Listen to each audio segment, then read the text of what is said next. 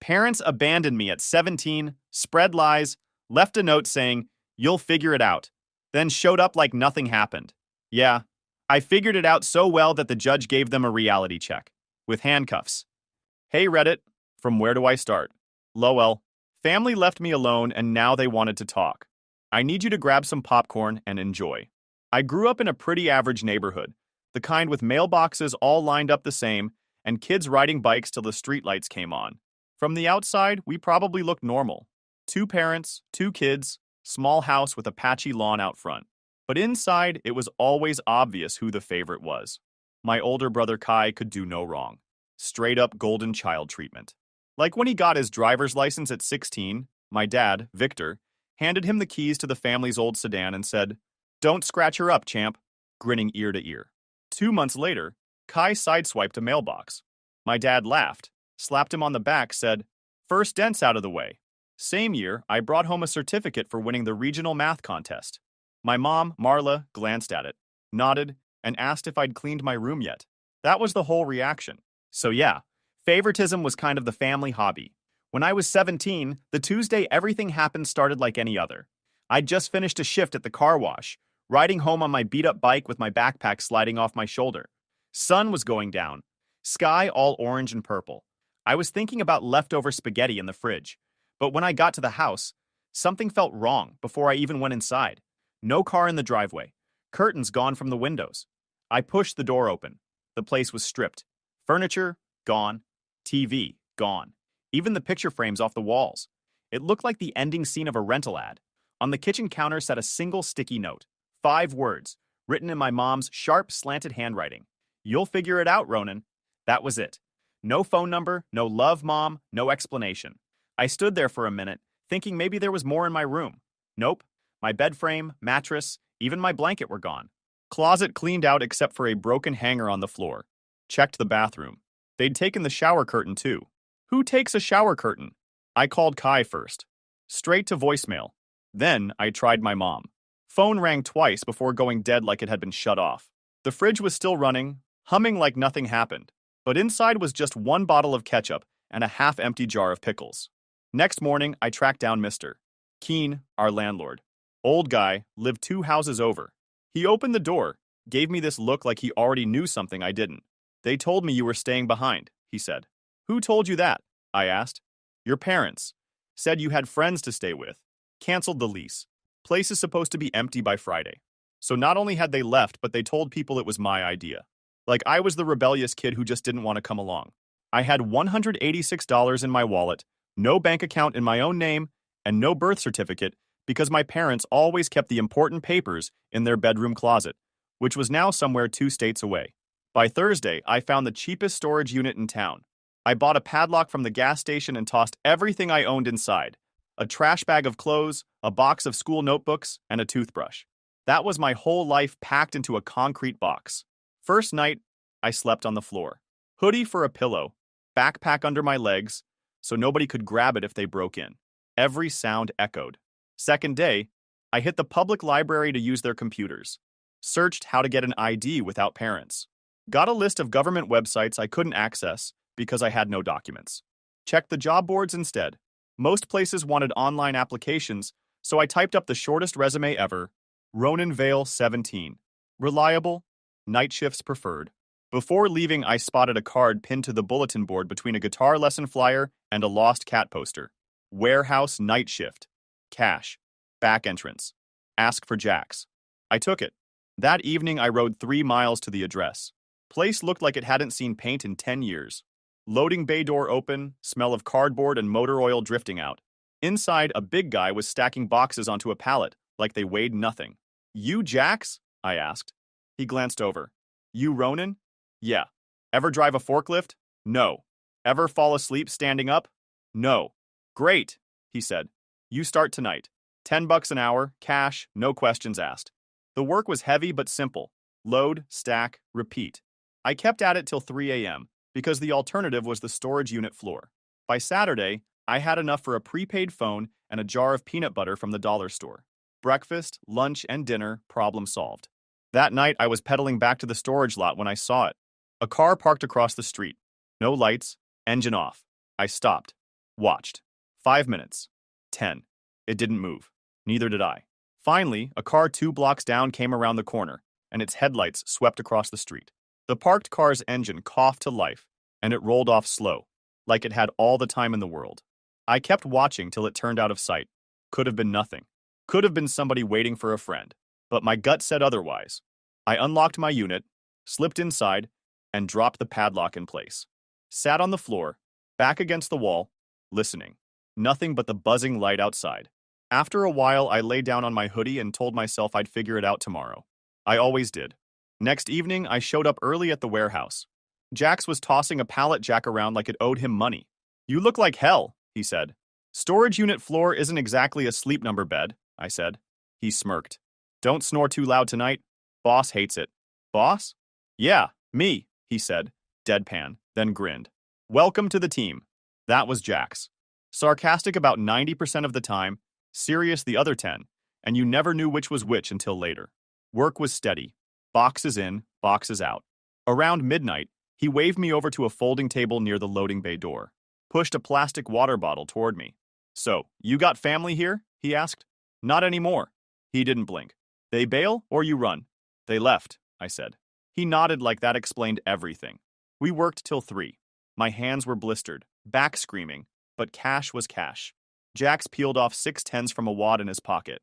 "More nights, same pay," he said. "You in?" "Yeah." He pointed at my backpack. "Get yourself better shoes first. Floor chews people alive." That became my routine. I bought a pair of used work boots from a thrift store for $15. Made a world of difference. At the library, I hunted for ways to replace all the stuff my parents had taken. Birth certificate, social security card, everything. Most sites wanted mailing addresses. I had none. I found a forum where someone said you could order a replacement birth certificate if you mailed in an affidavit and a copy of your school records. I biked to the high school, asked the secretary for a transcript. She gave me a look like I was trouble, but printed it anyway. Progress, 1 paper at a time. By the second week, Jax had me running the forklift. "Don't impale anything important," he said, tossing me the keys. I didn't. On money, I set up a Gmail account at the library, so job apps didn't have to list Storage Unit 14B as my home address. One afternoon, I found a used Dell laptop for $40. Battery half dead, screen hinge loose, but it booted. I downloaded a bunch of free PDFs about budgeting, basic coding, networking. Every night after work, I read till I fell asleep sitting up. By then, I'd saved enough to stop eating peanut butter 3 meals a day. Dollar menu burgers felt like fine dining. One night, Jax asked if I ever planned on college. "Not sure yet," I said. "Right now, goal's to have an actual bed again." He nodded. "One thing at a time, Vale." Things started looking less impossible. I wasn't comfortable, but I wasn't drowning either. Then came Friday. I biked to the library after my shift, sweaty and running on 3 hours of sleep just to check email. Buried between spam about car insurance and a coupon from the burger place was a subject line that froze me. Bank notice, joint account activity. I clicked it. The email said my name was still on a joint savings account opened when I was 14. My parents had set it up for college. I hadn't thought about it in years.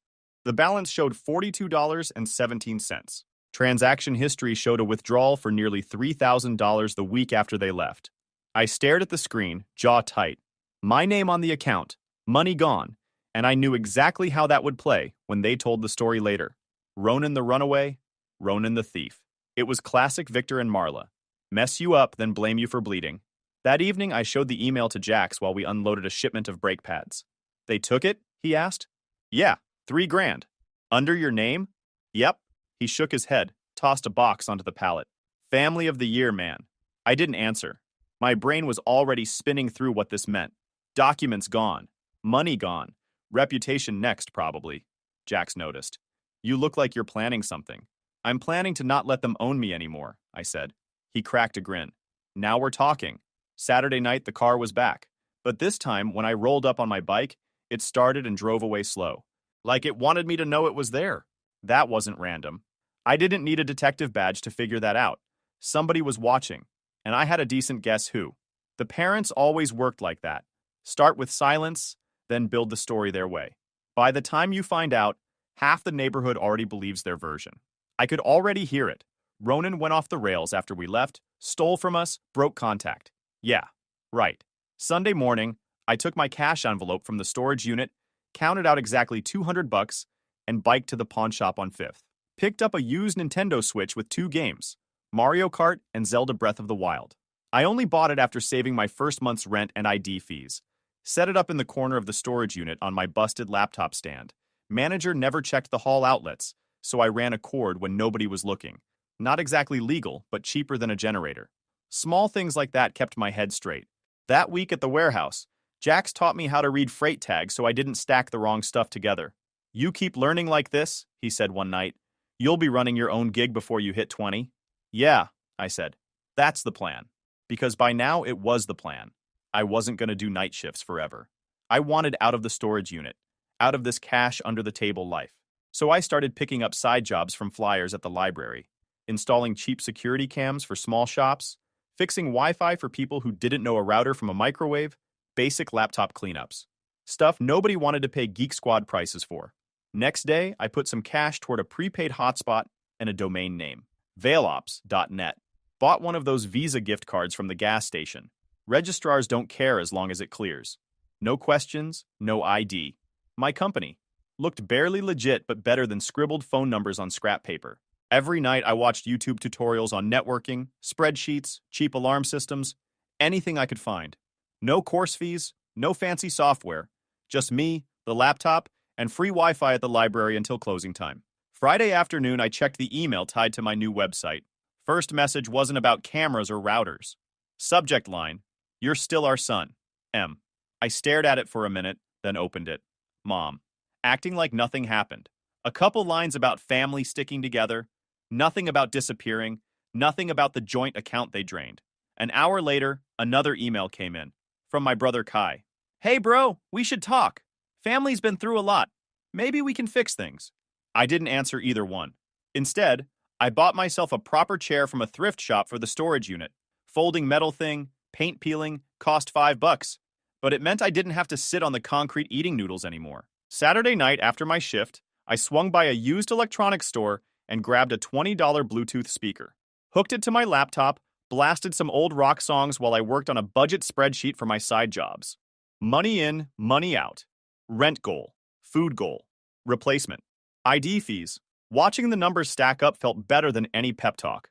Sunday morning, Kai emailed again. Longer this time. Said he saw my name online tied to the little camera jobs I was doing. Said he was proud I was making something of myself. Said mom and dad wanted to reconnect. He wrote like the note on the counter never happened. Like I was the one who cut them off. I forwarded the email to Jax. He wrote back, "Sounds like somebody wants something. Watch your 6." Monday night, while I was installing a router for a laundromat owner, another message came in. Old photos this time. Me and Kai at the beach when we were kids. Birthday parties, Christmas mornings, no apology, just nostalgia bait. I closed the email, finished the router job, collected my $60, and bought a pizza on the way back. First hot meal in weeks that wasn't from a dollar menu. Sat in the storage unit, Joy-Con in one hand, pizza slice in the other, Mario Kart on the screen. When it drove off 10 minutes later, I knew 2 things for sure. 1, the past wasn't staying buried. 2, mom and dad were circling for a reason, and I was going to find out what it was before they got the chance to spin it. It had been just over 5 months since they left. 5 months of warehouse shifts, storage unit nights, and side gigs stapled together with duct tape and caffeine, long enough for me to stop expecting answers. So when Kai texted out of nowhere, I knew something was up. "Kai, we should talk." Just us. No drama. I stared at the screen, thumb hovering. Me. Where? Kai. Downtown. Coffee place on 7th. Saturday, noon. I sent back one word, fine. Jax smirked when I told him at the warehouse that night. "Let me guess," he said, tossing brake pads onto a pallet. "He's gonna hit you with 'we miss you' and then slide into 'we need your help.' You think it's about money?" I asked. "Kid," Jax said, wiping his hands on his shirt, "people don't circle back after pulling a stunt like that unless they need something. It's never about love." Saturday came quick. I wore my one decent shirt and locked the storage unit behind me. Downtown coffee shop, corner table, back to the wall. Always pick the seat with a view of the door. Jax drilled that into me after the second time the mystery car showed up outside my place. Kai arrived late, like he wanted to make an entrance. Pressed shirt, shiny watch, haircut that screamed company Christmas party. Same confident walk I remembered. like he knew the ground would hold him up no matter where he stepped. "Ronan," he said, grinning like this was some surprise reunion episode. "Sit," I said. He sat. We danced through small talk for maybe 2 minutes before he leaned back and hit me with it. "Mom and Dad want to talk," he said. I watched him. "Do they?" He nodded, all serious. "They feel bad about how things went. A lot was happening back then. Like emptying the account with my name on it?" His eyes shifted. "They said it was Bill's. Bill's in another state?" He shrugged, practiced and smooth. "Nobody's perfect. They want to make things right. Family should stick together." I laughed. "Family? You mean the people who left me with nothing and then told the landlord I wanted to stay?" His smile twitched. "You gonna hold a grudge forever?" "I'll hold facts forever," I said. He slid an envelope across the table. "Old family photos. They want the family whole again," Kai said softly, like he was delivering bad news about a pet. I didn't touch the photos. "You tell people I ran off?" He hesitated just a second too long. "They said you were independent, wanted to stay here." "Independent," I repeated. "Right. That's one word for it." Before he could answer, my phone buzzed. Unknown number. Just 3 words. "We see you." I turned the screen so he could read it. "You send this?" He frowned. "No." "Why?" "Because somebody keeps parking outside my unit at night." He shook his head like he didn't know what I was talking about. Either he was clueless, or he deserved an Oscar. "They want to meet," Kai said again. "Hear their side. Clear the air." "Not today," I said, standing up. "Ronan," I was already walking out. Next afternoon, I got an email from someone named Tessa Vale. "Hi, Ronan. I'm Kai's wife. We haven't met. I'd like to hear your side before I believe anyone's version. No pressure." That made me pause. Someone in that family actually wanted facts? That was new. I wrote back, "Diner on 4th. Tomorrow. Noon." Tessa showed up in a hoodie, jeans, hair in a ponytail. No perfect smile, no fake warmth. She looked tired but solid. The kind of tired you get from kids, not drama. Quick pause, fellas. YouTube just dropped this new hype feature. If you're hooked on this story, smash that hype button. It tells YouTube this video deserves to blow up, and it keeps even crazier stories coming your way. Thanks so much for your support. All right, back to the drama. "Thanks for coming," she said. "Not sure what you've heard," I said, "but my version doesn't involve happy music and hugs." She nodded. "Kai said you were angry. Your parents said you distanced yourself." I wanted to hear it straight, so I told her. Short version. The note, the bank account, the landlord, the car watching my unit at night. She listened, eyes sharp.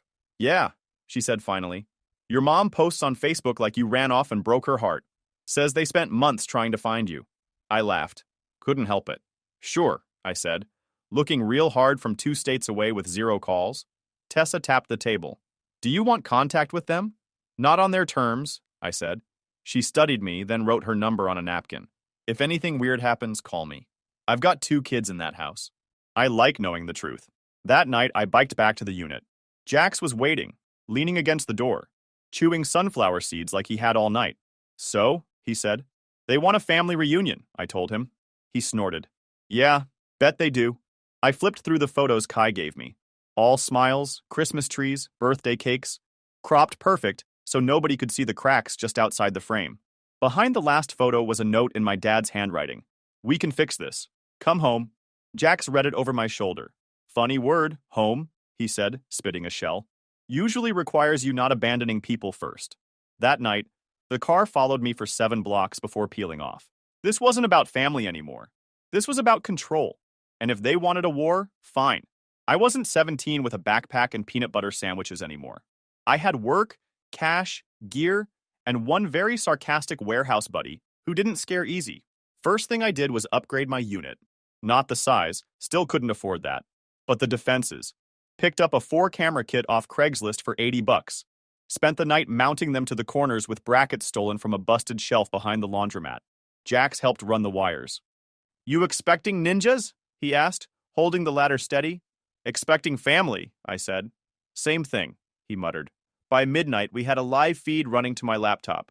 Street view, door view, alley view, and one inside pointed at the unit itself. I labeled the windows east, west, alley, inside, like a low-budget command center. Next day, Tessa called. "Did Kai tell you about the Facebook posts?" She asked right away. "Yeah, the ones where I apparently ran away crying into the sunset. He left out the part where your parents claim you stole from them," she said flatly. Whole church group believes it. I felt my jaw lock. They empty my account, then tell people I robbed them? Pretty much, she said. I told Kai it didn't add up. He said to stay out of it. Smart man, I said. You got copies of those posts? She did. Screenshotted everything and emailed them to me that night. There it was in black and white. My mom asking for prayers to find our troubled son. My dad talking about money taken before he disappeared. All posted weeks after they left me standing in an empty house with a sticky note. Jax read over my shoulder. Oh yeah, he said, cracking a sunflower seed. Totally screams loving parents. Real Hallmark stuff. I was done playing defense. 2 nights later, Kai's house got hit. He called me at 6 a.m., voice shaking. Someone came in, he said. Drawers dumped. Stuff missing. What stuff? Photo albums, mom's jewelry box, my old laptop, a folder with the mortgage papers. Police? I asked. Yeah. They said no signs of forced entry. Right. Because mom and dad still had the old spare set from when Kai first bought the place. Never gave them back. Of course there weren't. Mom and dad still had keys. I rode over on my bike, checked the place myself. Drawers yanked open, couch cushions sliced like somebody was looking for cash. But what hit me hardest was Kai standing there in his perfect polo shirt, finally looking like maybe the golden boy wasn't so shiny after all. Tessa was in the kitchen, arms crossed tight. They're escalating, she said quietly. I told Kai this would happen. Where are the kids? I asked. At my mom's. Good, I said. Kai walked in. You think it was them? Who else has keys and a grudge? I said. We installed cameras around their house that afternoon. Cheap ones, but better than nothing. Jax showed up with a door bar, the kind you wedge under the handle so nobody can kick it in. You're welcome, he said, dropping it on the counter. Tessa thanked him. Kai didn't say much. That night, I set up a shared folder with all the screenshots, photos, timestamps, and gave access to Kai, Tessa, and the case officer so nobody could say it was just my word later. One place with everything. Because if the cops weren't going to connect the dots, I would. Saturday evening, things got worse. A plain white envelope slid under my storage unit door. No return address. Inside was one of Kai's spare house keys, and a note printed in bold letters. Family matters stay in the family. Jax whistled when he saw it. They're not even pretending anymore. Good, I said. Makes it easier to explain later. Sunday, Tessa asked to meet alone. Just her, sitting in the corner booth at the diner, with her hands wrapped around a coffee cup like she needed the heat. They told the neighbors you threatened them, she said before I even sat down. Of course they did, I said. What else? That you ran off at 17 after taking their savings. That they tried to help you, but you refused. I laughed, low and sharp. Classic. She slid her phone across the table. Screenshots again. Posts. Messages. Comments from people saying praying for your family under photos of my parents looking heartbroken on their porch. Tessa lowered her voice. I'm telling you this because I've got kids in that house. If they're desperate enough to break in once, they'll do it again. I nodded. I believe you. She looked at me, serious. What are you going to do? End it, I said simply. That night, I moved Kai, Tessa, and the kids into my storage unit building. Not the unit itself. Place next door had a small upstairs office for rent, mostly empty since the pandemic. Manager let them crash there for a week if they paid cash. Jax helped haul mattresses up the stairs, muttering the whole time about family drama requiring cardio. Before midnight, we had cameras on every door and window. I was done waiting for the next hit. At 2 a.m., a car pulled into the lot. Not the usual one. Different plates. Parked by Kai's house across town. 10 minutes later, my phone pinged with a motion alert. Back window camera. A man climbed in. Face turned away. I watched in real time as drawers opened, cabinet slammed. And then he looked straight at the camera before ripping it off the wall. Didn't matter. Footage already saved. Next morning, I handed Kai the tablet with the video queued up. He went pale. Tessa swore under her breath. Jax leaned against the wall, arms crossed. Well, he said, guess we know who wants the family reunion most. We watched in silence as the man on screen walked through Kai's house like he owned it, because technically, he used to, and he wanted it back. Kai sat at the table staring at the paused video like it was a math problem he couldn't solve. Tessa had her arms crossed so tight her knuckles were white. Jax just leaned against the wall, tossing a sunflower seed into his mouth like we were watching a game. They broke in twice, I said. Once at night when no one was home. Next time, who knows? Tessa looked at Kai. You believe it now? He didn't answer right away. Typical. Kai always wanted things wrapped in polite explanations. This wasn't that. Finally, he nodded slowly. Yeah, it's them. No kidding, Jax muttered. We called the cops that morning. Officer showed up. Middle-aged guy with tired eyes like he'd seen it all before. Any proof it was them? He asked. I handed him the tablet with the video. He watched, frowned, handed it back. Face isn't clear. You got anything else? Witnesses? They left a note, I said. He read the family matters stay in the family message, sighed like he hated paperwork. We can file a report, he said. But unless they hurt somebody or steal something big, this is a civil issue. Restraining orders, maybe. Small-town cops didn't like getting dragged into family drama unless somebody left in an ambulance. That's it? Tessa asked, angry now. They break into our house, threaten us, and you want us to fill out forms? The cop didn't flinch. Welcome to the system, ma'am. So we filled out the forms. Every line, every date, every weird message. I uploaded the video to a private link, added the screenshots of my mom's Facebook posts, claiming I stole money, claimed I abandoned them. We didn't hear back for 3 days. On the third day, Kai called me at work. They tried to get in again, he said, voice tight. Anyone home? I asked. Yeah, me, kids. They jiggled the back door for like 30 seconds, then drove off. Call the cops? They showed up an hour later. Said unless they actually step inside, nothing they can do. That night, we held a meeting in the upstairs office. Me, Kai, Tessa, and Jax, because he was basically part of this now, whether he liked it or not. We're filing for emergency restraining orders, I said. Judge signs it. They so much as breathe near this place. Cops have to act. Think it'll work? Tessa asked. Better than waiting for them to come through the door with a smile and a bat, Jax said. Kai rubbed his face. This is gonna blow up the family. Newsflash, I said. Family's already on fire. Next morning, courthouse. I handed over the whole stack of evidence. The video, the note, the texts, the Facebook posts, even screenshots from my cameras showing the car parked outside my storage unit at 2 a.m. I put it all in one folder. Dates, times, police reports, so the judge couldn't claim confusion later. He read everything, didn't take long. Signed the emergency orders for all of us. Me, Kai, Tessa, and the kids. 3 weeks, no contact, no drive-bys, no messages, nothing. Police will serve them today, the judge said. If they violate, you call immediately. Tessa let out a breath like she'd been holding it for months. Kai just stared at the paper like he couldn't believe we'd actually gone this far. It got worse before it got better. Serving the papers must have set them off because that evening, my phone buzzed with a new message from a blocked number. You think a piece of paper stops family? I saved the text, forwarded it to the cop handling our case. 2 hours later, another message.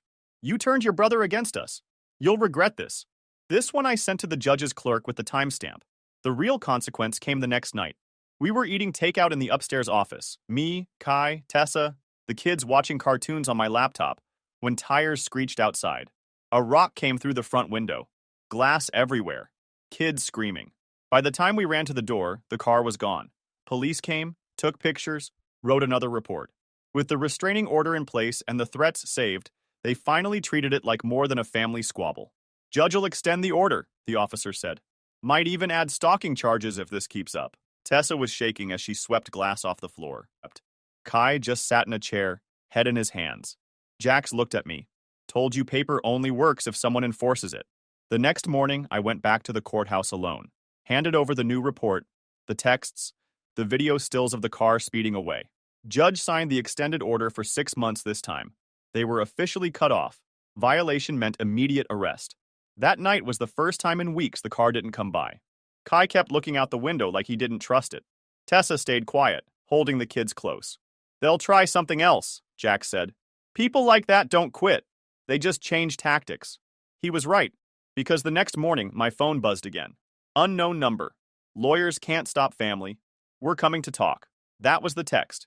No number, no name. Like I wouldn't know who sent it.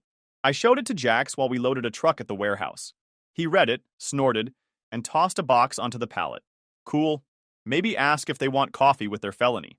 Thinking about it, I said. They came 2 days later. Saturday afternoon. Warm, quiet, almost boring. Kids were upstairs watching cartoons in the storage office. Tessa was sorting laundry. Kai was staring at his phone like always. Jax and I were on the balcony drinking cheap gas station sodas. Then the car rolled in. Not fast. Not sneaky. Just pulled right into the lot and parked like they owned the place. Victor and Marla Vale got out. My parents. First time I'd seen them up close since the note on the counter 5 months ago. Victor looked older but still carried himself like a man who thought people should listen when he spoke, and wearing his "I mean business" expression. Marla had that same tight-lipped expression, like she was the victim of whatever was happening. They walked toward the building. I hit record on my phone. "Ronan," my dad said, spreading his arms like this was some movie moment. "We just want to talk." I leaned on the railing. "Cool. Cops will want to talk too. Restraining order says 50 feet, by the way." "That's ridiculous," Marla said sharply. "We're your parents. We deserve respect." I smiled. "Like the respect you showed when you emptied the house and told everyone I stole from you?" Victor frowned. "You know why we left. Things were complicated." "Right," I said. "Complicated is one word for packing a U-Haul while your kid's at work." Kai came out behind me, arms crossed. "You broke into my house," he said flatly. Victor waved that off like it was nothing. "We needed to get some things." "Yeah," I said. "Like my birth certificate? My social security card? My laptop? Real urgent, right?" Marla's eyes flashed.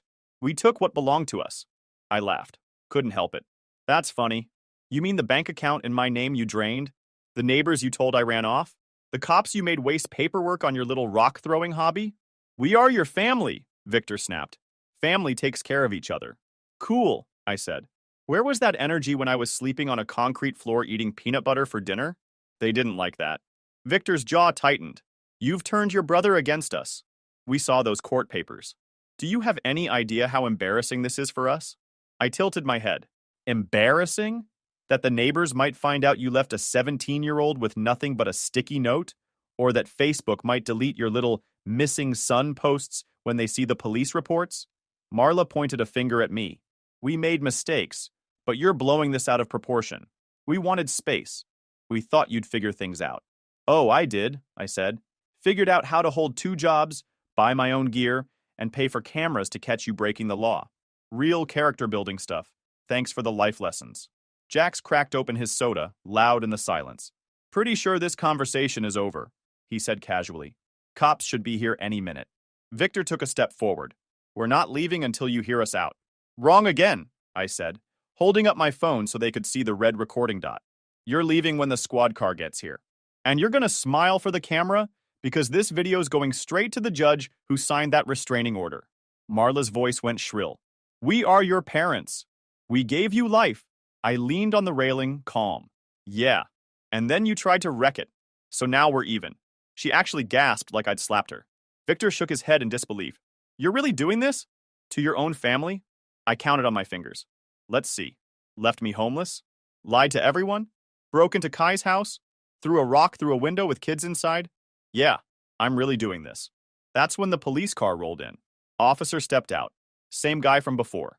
He looked at me, then at them. "You two know there's a restraining order, right?" "We're just talking," Marla snapped. He held up a hand. "Ma'am, talking stops when a judge signs paperwork. Turn around." Victor tried to argue until the cuffs came out. Then he got real quiet.